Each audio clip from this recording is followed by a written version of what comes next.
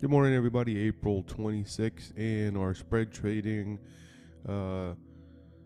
watch list and portfolio follow up. Okay, strategy videos. It's about 9 a.m. Central. Market's been open 30 minutes already.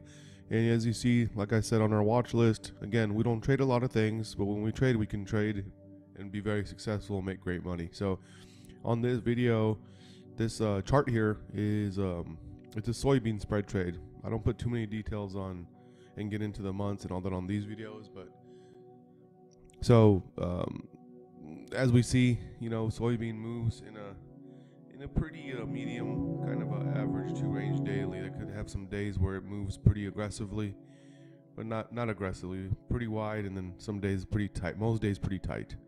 So we're making a tight little approach here up to our entry area, potential entry area dates here, like right about May.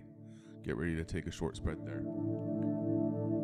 I'm still watching that. I'm not in any trades myself today. I closed out my Cal trade. I'm flat. I'm getting ready for this grain trade and another really good grain trade coming up, which is this corn bear spread. So, rather than take entry dates, I might look at like good pullback areas. If the price is moving along really good with like the 15-year historical, let me put up a couple more years here and go interactive.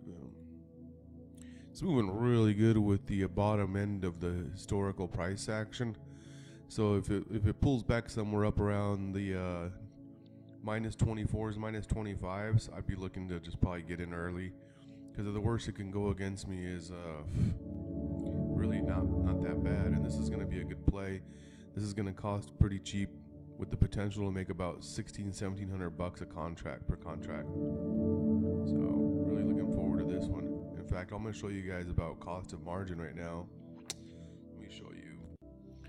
We spoke about this crude oil and RBOB trade yesterday, if you watched the video from April 25th, and explain a little bit of the risk of it, how you got to be a little bit more confident in these things, at least money cushion wise.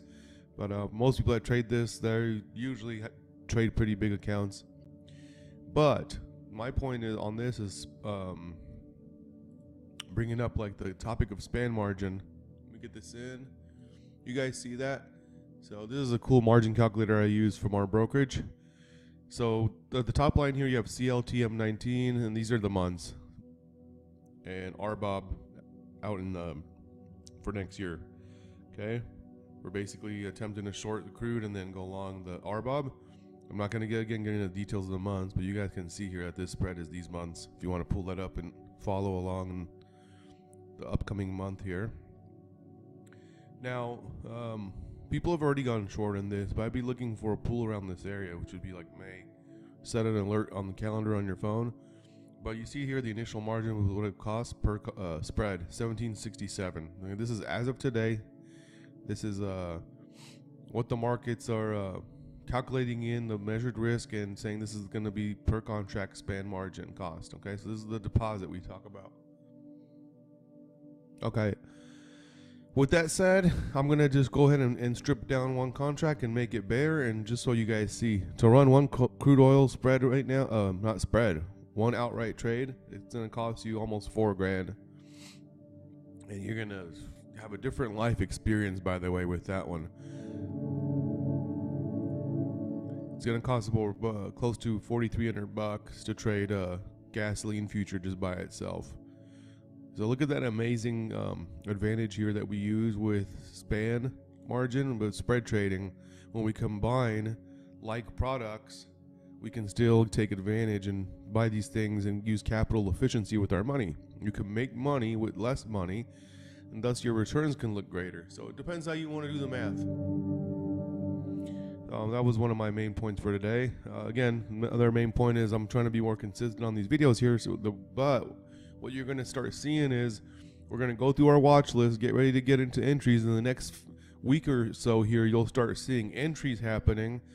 Then we'll start monitoring new watch lists, adding new things to watch list, taking things out, and then and executing and or getting out of other trades that we're in, spread trades. Okay, so this is going to get funner and funner as we go, but sometimes you're going to go a long period of time without, you can go a week or two a little bit flat, but then most of the time you're holding 1, 2, 3 different market trades and just wondering you're monitoring that. I mean, and your account has grown in the meantime, so it's, for the most part, I hardly ever take losses on these.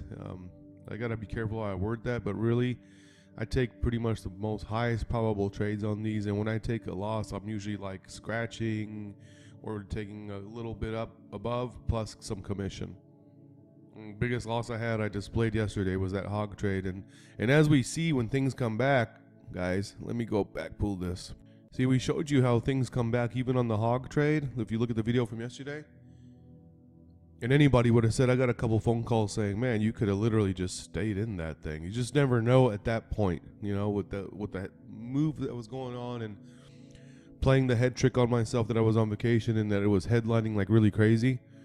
You got to just be safe, because at that level of extreme it went, you didn't know where there was any more ceiling. The ceiling blew out.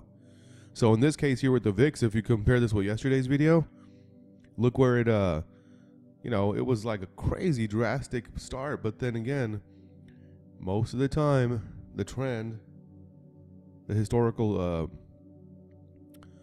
and seasonality of things, it just outweighs most people. Probably somebody went in there and spreaded like 40 contracts deep over a sequence of an hour at the open, and it just blew up and then ran it back down. Some of these things I haven't looked at the liquidity on this VIX spread, so it's probably pretty thin. So if one guy comes in there and buys like 50 contracts, he's going to move it for, in his advantage for the day. So consider that, guys. This is our morning, April 26th trade video, okay, for the day. And then it's like little strategy videos we're going to try to do more of, stay consistent with. And then you can ask and comment questions down below. If you're watching this for the first time, you're curious about this stuff, subscribe and click on the little bell on the thing so you can get alerts when we add more things. If you have questions, contact me. Go to fortetrader.com. You can send me an email and I'll get back with you as soon as possible. If you have any questions about how this stuff works, if you're outright futures or commodities trader and you're curious about these, or you've heard about them and you want to get more information, you're more than welcome to contact me. I'll get back with you as soon as I can, okay? So, talk to you guys in a bit. Have a good day. In fact, it's Friday, so have a good weekend, everybody.